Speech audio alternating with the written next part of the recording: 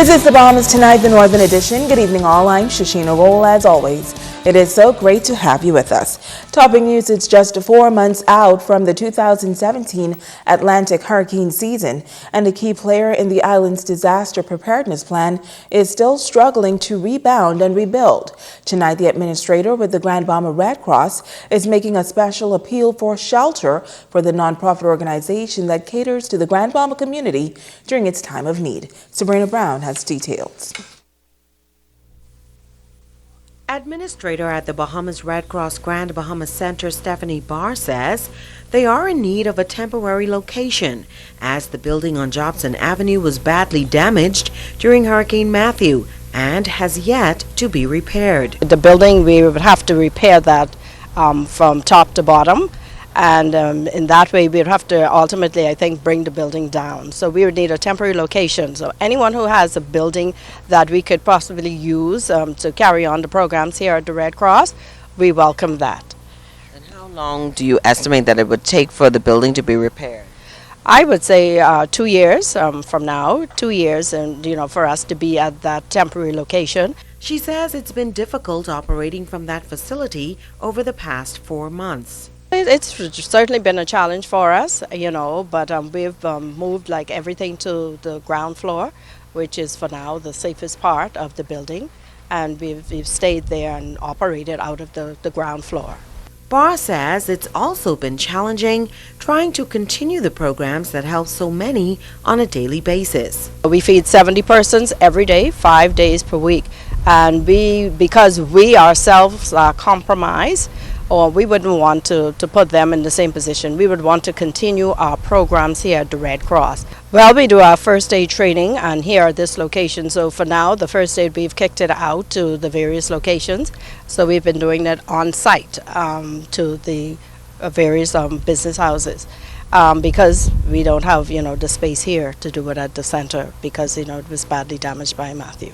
She's appealing for help in their rebuilding efforts as construction could cost up to $250,000. We would need funding to even begin to start to rebuild the Red Cross. After bringing the building down, we have to then put it back up, and we would need funding for that. So, I'm appealing to corporate Grand Bahama to, come up and assist us. It will be your piece of the pie. It'll be your room, whatever the company is. We will have it on plaques. So, we're appealing to you to just give us some assistance here. Sabrina Brown, ZNS Network News. In news from the crime beat, educator Sharon Stirrup is expected to answer to murder charges in the Supreme Court next month. Stirrup rejected a plea offer, and the case has now been set down for March 20th as a backup trial. The educator will be represented by attorney Carlton Sherland. Justice Estelle Gray Evans will preside. Stirrup is accused of killing her husband at their home in the Heritage Subdivision in July 2015. Switching gears now, eligible voters on Grand Bahama are responding to the call to go out and register to vote. At last report, some 22,000 persons registered. The consultant with the Parliamentary Department in Grand Bahama says that this proves that the island-wide registration drive is reaping dividends. Italia Hall reports. There are 9 additional voter registration centers on Grand Bahama.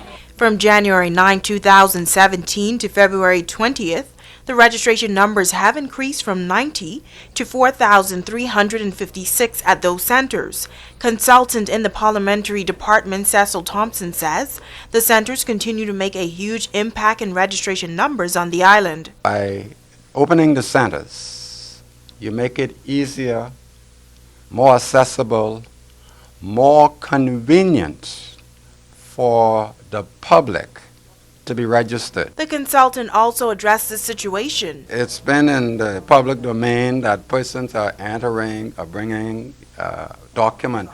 I don't want any member of the Grand Bahama community or the media to get the impression that the 9 centers engage in that. Administrator of West Grand Bahama, Brenda Colebrooke, Island Administrator Preston Cunningham, and Administrator for the Eastern District Harvey Roberts is appealing to the general public to go out and register. This is a democratic process, and you as Bahamians have every right to be a part of that process. We continue to beg, we continue to ask Grand Bahamians, please make yourselves available and register. We've gone everywhere in East Grand Bahama to houses to register, all and sundry. If you cannot come to us, we will make our best to come to you. There's the old and fragile. The youngsters, please come out and register at those available offices in the Eastern District. It's Talia Hall, ZNS Network News. Stay with us, there's more news right after this.